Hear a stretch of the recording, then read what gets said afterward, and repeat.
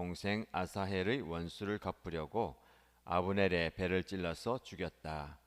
다윗이 그 소식을 듣고서 외쳤다. 넬의 아들 아브넬이 암살당하였으나 나와 나의 나라는 주님 앞에 아무 죄가 없다. 오직 그 죄는 요압의 머리와 그 아버지의 온 집안으로 돌아갈 것이다. 앞으로 요압의 집안에서는 고름을 흘리는 병자와 나병 환자와 지팡이를 짚고 다니는 다리 저는 사람과 칼을 맞아 죽는 자들과 굶어 죽는 사람이 끊어지지 않을 것이다. 요압과 그의 동생 아비새가 아브넬을 죽인 것은 아브넬이 그들의 동생 아사헬을 기브온 전투에서 죽였기 때문이다. 다윗은 요압을 비롯하여 자기와 함께 있는 온 백성에게 명령하였다. 백성은 옷을 찢고 허리에 굵은 베옷을 두른 뒤에 아브넬의 상녀 앞에서 걸어가면서 애도하여라. 그리고 다윗 왕도 몸소 상녀를 뒤따라갔다. 백성이 아브넬을 헤브론에 장사 지내니 다윗 왕이 아브넬의 무덤 앞에서 목을 놓아 울었고 온 백성도 울었다. 다윗 왕은 아브넬을 두고 이렇게 조가를 지어 불렀다. 어찌하여 어리석은 사람이 죽듯이 그렇게 아브넬이 죽었는가? 그의 손이 묶이지도 않았고 발이 쇠고랑에 채이지도 않았는데 악한들에게 잡혀 죽듯이 그렇게 쓰러져 죽었는가? 그러자 온 백성이 아브넬의 죽음을 슬퍼하며 다시 한번 울었다. 날이 아직 채 저물지 않았을 때에 온 백성이 다윗에게 와서 음식을 들도록 권하니 다윗이 맹세하였다. 오늘 해가 지기 전에 내가 빵이나 그 어떤 것을 맛이라도 보면 하나님이 나에게 어떤 벌을 내리셔도 마땅하다. 온 백성이 그것을 보고서 그 일을 좋게 여겼다. 다윗 왕이 무엇을 하든지 온 백성이 마음에 좋게 받아들였다. 그때야 비로소 넬의 아들 아브넬을 죽인 것이 왕에게서 비롯된 일이 아님을 온 백성과 온 이스라엘이 깨달아 알았다. 그런 다음에 왕은 신복들에게 말하였다. 그대들이 아는 대로 오늘 이스라엘에서 훌륭한 장군이 죽었소.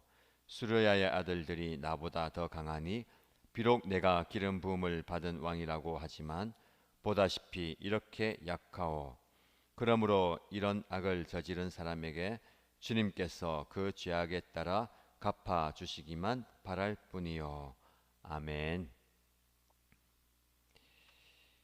다윗을 만나서 왕으로 세워주겠다라는 언약을 맺고 다윗의 환대를 받은 뒤에 아브넬은 이제 본격적으로 그 일을 착수하기 위해서 돌아갑니다. 근데 다윗의 군대 장관인 요압이 그 소식을 듣고 아브넬을 뒤쫓아가서 자기에게로 부르죠. 아브넬이 요압의 심부름을 온 사람들과 함께 헤브론으로 돌아옵니다. 요압은 조용히 그와 이야기하는 것처럼 다가가서 그의 배를 찔러서 죽여버립니다. 성경의 말씀 보면 요압은 거기에서 동생 아사헬의 원수를 갚으려고 아브넬의 배를 찔러서 죽였다. 일전에 아사헬이 아브넬의 뒤를 쫓다가 그의 창에 배를 찔려 죽게 된 것을 상기합니다. 요압은 자신의 동생의 복수를 그대로 아브넬에게 행하고 있는 겁니다. 다윗이 그 소식을 듣고 외치죠. 넬의 아들 아브넬이 암살당하였으나 나와 나의 나라는 주님 앞에 아무 죄가 없다. 30절 말씀 보시면 요압과 그의 동생 아비새가 아브넬을 죽인 것은 아브넬이 그들의 동생 아사헬을 기브온 전투에서 죽였기 때문이다. 자, 이 단락에서 우리가 좀 볼 수 있는 것은 굉장히 급박하게 상황이 돌아갑니다. 완전히 전세가 한순간에 바뀌게 되죠. 다윗과 아브넬이 언약을 맺고 내가 당신을 왕으로 삼아 주겠어. 다윗은 그것을 좋게 받아들이고 이제 모든 것이 순조롭게 진행될 듯이 보였습니다. 근데 요압이 그 중간에 개입해서 아브넬을 단칼에 죽여 버립니다. 이 정치적으로 굉장히 급박하게 돌아갑니다. 다윗이 굉장히 빠르게 움직입니다. 이 아브넬이 암살당한 것은 나와는 아무런 관련이 없다. 단지 요압이 자신의 동생 아사헬의 원수를 갚기 위해서 독단적으로 행한 것이다 라고 온 백성 앞에 공포를 합니다. 이 안에는 여러 가지 정치적인 이유들, 그리고 자신이 왕이 되는 그 행보에 있어서 어려움을 겪지 않기 위한 그런 그 마음들이 포석이 깔려 있습니다. 요압은 왜 이런 그 왕이 진행하는 그 좋은 일들을 제쳐놓고 아브넬을 죽여 버렸겠습니까?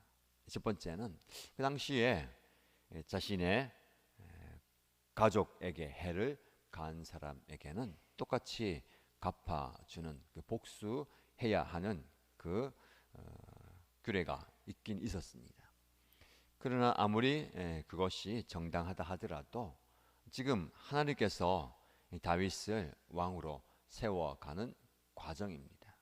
가만히 보면 이 다윗이 왕으로 세움받는 그 과정에 아브넬의 인간적인 술수, 그리고 요압의 인간적인 복수 등 다양한 인간들의 실수와 연약함과 모습들이 나타납니다. 우리의 삶도 마찬가지죠. 하나님의 뜻이 진행될 때에 저와 여러분의 삶 가운데 누군가의 실수와 실패와 또 성공의 모습들, 또 순종의 모습들, 혹은 불순종의 모습들이 어우러져 결국은 하나님의 뜻대로 되어 가는 것을 보게 됩니다. 물론 인간적인 방법들이 동원되면서 그 시간들이 또 더뎌지거나 또 오랜 인내를 겪어야 되는 그런 시간들도 있습니다. 그러나 분명한 것은 하나님의 뜻은 반드시 이루어진다라는 겁니다. 다만 우리는 우리의 조급함 때문에, 우리의 안달함 때문에 하나님의 그 계획선상에 우리의 감정, 우리의 생각, 우리의 행동을 많이 개입하는 거죠. 그러고 보면 참 우리가 진득하게 하나님의 뜻을 기다리고 인내하는 것이 어렵습니다. 누구나 다 내가 조금 개입해서 일이 좀 빨리 진행되기를 원하고 내 뜻대로 진행되기를 원하는 거죠. 그렇다고 해서 우리가 가만히 있어서 하나님께서 어떻게 하시는가 가만히 보자, 아무것도 하지 않는 것도 좀 문제가 됩니다.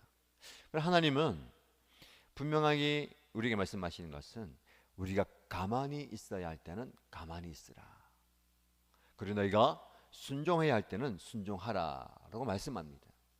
무엇이 어렵냐면 내가 움직여야 할 때, 내가 가만히 있어야 할 때를 분별하는 것이 어렵습니다. 그래서 우리는 지혜가 없기 때문에 거꾸로 행할 때가 참 많아요. 하나님께서 가만히 있기를 원하실 때는 우리는 막 안달해서 막 우리의 생각과 우리의 행동으로 움직일 때가 있습니다. 하나님께서 조금 움직이고 순종하기 원할 때는, 그때는 오히려 반대로 가만히 주저앉아 있을 때가 참 많이 있습니다. 우리에게 필요한 것은 이때가 내가 움직여야 할 때인지, 가만히 하나님께서 하시는 일들을 목도하고 바라보아야 할 때인지를 분별할 수 있는 지혜가 필요합니다. 그래서 항상 기도하실 때에 하나님, 지금 내가 움직여야 할 때입니까? 가만히 하나님의 때를 기다려야 할 때입니까? 를 묻고 그 기도의 응답을 받아야 되겠습니다. 오늘 여러분이 기도할 때에 조급한 일들을, 다급한 일들을 앞에 놓고 무조건 내가 해야 된다, 무언가 움직여야 된다라고 나서지 마시고 잠시 하나님의 뜻을 물어보시기 바랍니다. 하나님, 어떻게 할까요? 제가 움직여야 할까요? 제가 가만히 기다려야 할까요? 요압은 그것이 부족했습니다. 그런데 어떻게 보면 그가 그 아브넬을 처단하는데 명분이 없는 게 아닙니다. 자신의 동생이 젊은 동생이 사랑하는 동생이 앞길이 장창한 동생이 이 아브넬의 손에 죽게 된 것 마음에 담아두었던 것 같아요. 우리 이해합니다. 그 아픔과 슬픔을 마음에 떨쳐낼 수가 없잖아요. 우리는 상처와 아픔과 힘든 부분들을 마음에 담아두는데 근데 그것이 잘못된 행동으로 분출하게 되는 것을 조심해야 됩니다. 이것이 감정의 문제인데요. 감정은 우리의 마음 깊은 곳에서 우리를 부추깁니다. 어떻게 보면 좋은 감정은 우리를 좋은 발걸음으로 옮기게 만들지만 부정적인 감정은 그것이 쌓여서 우리 안에 상처가 되고 아픔이 되고 그것이 우리를 잘못된 길로 움직이게 만드는 동인이 되기도 합니다. 자, 요압은 어떤 감정을 가지고 있었겠습니까? 분노의 감정이 있었던 거죠. 그 아브넬을 향한 분노의 감정. 사실은 처음에는 동생을 죽였다라는 그 아픔이 감정이었을 겁니다. 그래서 어떻게든 복수를 해야 되겠다. 그러나 시간이 지나가면서 사실은 감정은 사그라들기 마련입니다. 처음에 가졌던 그 감정 그대로 가진 않을 거예요. 뭔가 있지만 근데 우리는 그 감정을 다른 이유, 다른 모습 때문에 그 감정을 키워갑니다. 자, 요압이 처음에 가졌던 동생에 대한 그 복수심에 대한 그 분노의 감정이 계속해서 커져가는 이유는 뭐냐면 다윗의 마음이 자기에게서 이 아브넬에게로 옮겨가는 것을 보면서 또 다른 이 분노의 감정이 쌓이는 겁니다. 질투의 감정이 생기고요. 또 무언가를 잃어버릴 것 같은 상실감을 느끼게 되는 것이고 이제 또 내가 다윗의 마음을 돌이켜야 되겠다라는 그런 기대감을 마음속에 쌓아두는 거죠. 상황이 내 뜻대로 움직이지 않을 때에 이 분노, 지금까지 쌓아왔던 그 분노가 행동으로 표출되고 폭발하는 겁니다. 이제 더 이상 내 안에 쌓아뒀던 감정을 이 분노를 그대로 뒀다간 안 되겠다 하면서 행동으로 옮기는 게 바로 그를 찔러 죽이는 겁니다. 이제 모든 것이 다 해소되는 것 같아요. 이제 이 아브넬만 없으면 내 안에 쌓였던 모든 분노 이것들이 해결될 것 같다. 그러나 오히려 이 일은 다윗에게 더 큰 위기가 되고 이 요압에게도 결국은 더 큰 어려움의 부메랑으로 돌아오게 되는 겁니다. 나중에 사무엘의 말씀을 계속 묵상하면서 이 요압의 그런 행보에 대한 그 결과를 자신이 받게 되는 것을 보게 될 텐데요. 자, 이제 다윗에게 이제 큰 불이 발등에 떨어졌습니다. 요압을 비롯해서 자기와 함께 있는 온 백성에게 이제 이 모든 그 암살에 대한 책임이 나에게 없다라는 것을 보여줍니다. 어떻게 보여줍니까? 백성들에게 상복을 입고 이 아브넬의 장례식을 주도하면서 그 상녀를 따라갑니다. 그리고 장사한 무덤 앞에서 목 놓아 울게 되죠. 백성들은 그 모습을 보면서 두 가지 생각을 하게 되죠. 첫 번째는 정말로 이 왕이 아브넬에 대한 신뢰가 있었고 그의 죽음을 슬퍼하는구나.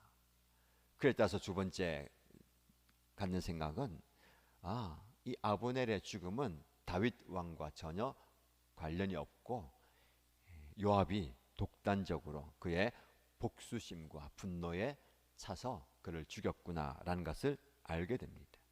만약에 이 상황이 없다라면 다윗이 다른 백성들의 그리고 지도자들과 젊은 사람들의 환심을 사고 마음을 사서 순차적으로 왕이 되어 가는데 그것을 기다리지 못하고 왕이 권모수술을 쓰게 되었다.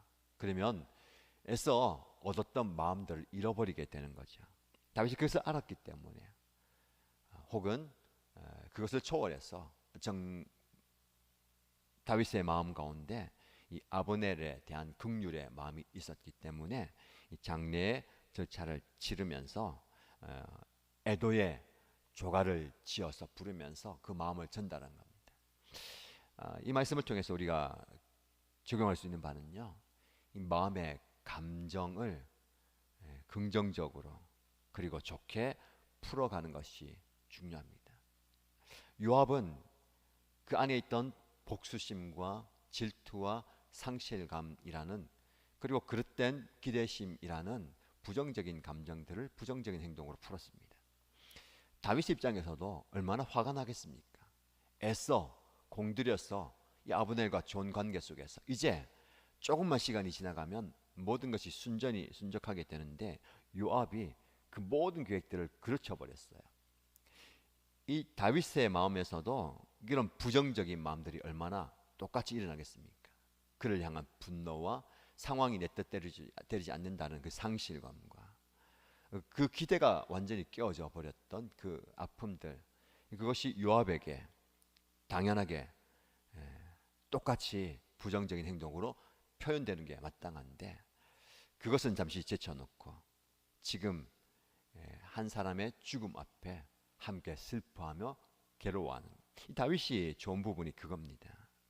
상실감을 가진 사람들, 아픔이 있는 사람들, 괴로움이 있고 위로가 필요한 사람들의 마음을 헤아린다는 거예요. 나의 감정보다 앞서서 이 사람들을 헤아린다는 거. 이 백성들이 그 마음을 알았습니다.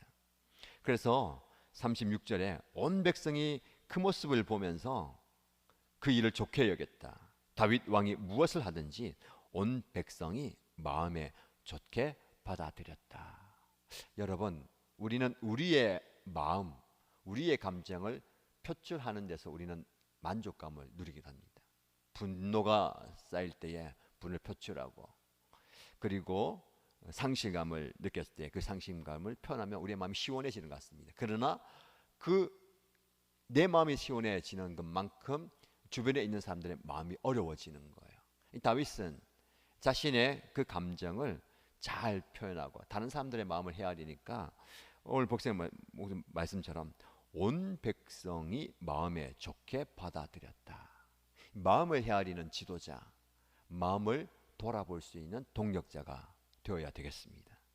누군가의 마음을 헤아리기 위해서 내 감정을 잠시 추스리고 긍정적인 그 감정과 반응들을 이끌어내는 그런 모습이 우리에게 필요하다는 것이죠. 그러면서 그는 고백합니다. 이스라엘에서 가장 훌륭한 장군이 죽었고, 나는 비록 기름 부어 하나님이 세우신 왕이지만 보시다시피 이렇게 약하오. 사람들의 마음을 사는 거죠. 함께 마음을 주고받으면서 서로가 연약하기 때문에 함께 위로하고 격려하면서 나아가는 공동체, 나아가는 지도자, 나아가는 백성, 이 모습이 참으로 아름다운 모습입니다. 한 사람의 죽음이 다윗에게 큰 위기와 궁지로 이끌어 갈 수 있었지만, 그 상황을 다윗은 사람들의 마음을 헤아리면서 풀어가게 되는 겁니다. 지금 여러분에게 주어진 상황과 환경, 감정은 어떻습니까? 이 요압처럼 분노와 상실감과 그 아픔들이 있습니까? 지혜롭게 잘 풀어가시고요. 다윗처럼 모든 상황들이 잘 되어가다가 한순간에 무너져 버린 그런 아픔, 그래서 누군가를 탓하고 싶고 누군가에게 해를 가하고 싶은 그 마음이 있습니까? 그때에 우리가 지혜롭게 우리의 감정을 잘 풀어가야 되겠습니다. 오늘 기도하십시오. 하나님께서 우리의 마음을 다스려 주시고 생각과 감정을, 분노를 조절할 수 있도록, 오히려 다른 사람들과 함께 마음을 헤아릴 수 있는 그런 아름다운 모습이 저에게 있기를 원합니다. 그런 기도하시고 하나님의 응답을 받는 저와 여러분 되시기를 주님의 이름으로 축복합니다. 말씀 붙들고 기도하십시다. 여러분의 모습이 요압의 상황입니까? 다윗의 모습입니까? 어떤 상황이든 여러분의 감정을 하나님께 올려드리면서 하나님께서 다스리도록 기도하시고요. 오늘 우리에게 주어진 모든 상황 속에서 하나님께서 지혜를 주시도록 기도하시고, 교회 공동체를 위해서 기도할 때에 우리 공동체 안에 마음의 상실감을 가진 분들, 치료 중에 있고 회복이 필요한 분들 위해서 기도해 주시고, 돌아오는 주일 예배를 위해서 예배가 은혜로운 예배가 되고 하나님의 역사가 일어나는, 그래서 하나님을 만나는 은혜가 넘치는 예배가 되게 하여 주옵소서. 동성으로 다 함께 같이 기도하겠습니다. 하나님 아버지, 말씀을 통해서 우리의 마음밭을 돌아봅니다. 요압이 그 아브넬을 등장 앞에 자신의 분노를 절제하지 못하고 자신의 쌓였던 그 감정을 표출하고 표현하고 폭발해버렸습니다. 상실감과 그 아픔과 그 분노와 그 연약한 마음들, 인간적인 그 갈등의 마음들, 그 마음들을 행동으로 표현함으로 아브넬을 죽게 만들고, 그것이 다윗 왕국의 많은 사람들에게 위기가 되고 궁지로 흘러갑니다. 상황과 환경의 변화보다는 내 마음의 상태와 내 마음의 감정의 문제 때문에 더 우리를 궁지로 몰아가게 되는 말입니다. 주님, 나의 생각을 주관하여 주시고 나의 마음을 다스려 주시고 나의 감정이 내 이성을 들지 않도록 주님께서 주관하여 주옵소서. 나의 감정의 문제로 인하여서 다른 사람들에게 해가 되지 않게 하시고, 내 감정의 문제를 인하여서 다른 사람들에게 해를 가하는 것입니다. 오히려 그 다윗처럼 정말 그 감정이 폭발할 수 있고 누군가에게 해를 가할 수 있는 상황이지만, 한 사람의 죽음 앞에 슬픔을 표현하고 함께 슬퍼하며 함께 눈물 흘린 그 모습이 우리 안에 있게 하시옵소서. 이런 공부하는 그 마음이 되겠네요. 누군가를 품어줄 수 있는, 누군가의 마음을 다스릴 수 있는, 누군가의 마음을 헤아릴 수 있는 그런 은혜를 우리에게 허락하여 주시옵소서. 우리 아버지 하나님께서 우리에게 주신 은혜를 부어주시기를 소원합니다. 아버지 하나님, 우리의 마음밭을 주님께서 헤아려주시고 우리의 중심을 헤아려주시고 주님께서 우리의 모든 기억하여 주시옵소서. 아버지 하나님, 우리의 생각을 하셔주시고 우리의 말하는 것을 해주시고 정말 지혜로운 삶 되시도록 하시옵소서.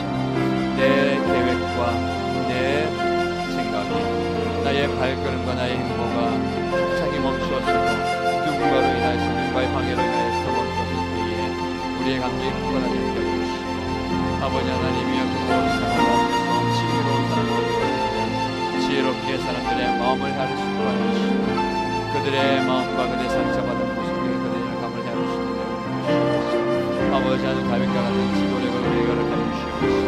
다윗과 같은 그 품을 수 있는 마음을 우리에게 허락하여 주시옵소서. 한 사람을 품을 수 있는, 마을 사람들을 품을 수 있는, 온 백성들을 품을 수 있는, 그래서 그들의 마음의 좁증에 받아들이고 그들의 마음에 흡족한 감정이 되어 주시옵소서.